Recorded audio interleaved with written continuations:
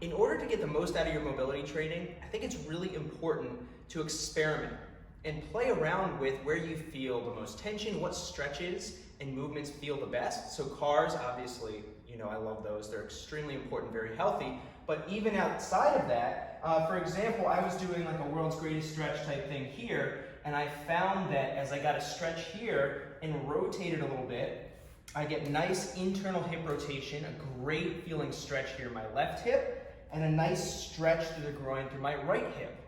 And because of this position, my knee is here and I'm leaning this way, I'm getting a little distraction at my hip. And I feel more of a comfortable but effective stretch than some other positions for internal rotation. From this position, this is where it gets exciting, I like to drive my knee and leg down and in this way. So I push that in, I push this knee in towards my shoulder, and I press for 10 to 15 seconds, okay, like a Pale's contraction. So I'm driving in, driving in, driving in. At the end of that 10 to 15 seconds, I'm doing the opposite. I'm driving this knee out and away, and I'm trying to pull this leg away here as I sink down and puff my chest up. So here, I get a much greater stretch. I feel like I'm spreading my hips apart, creating more space.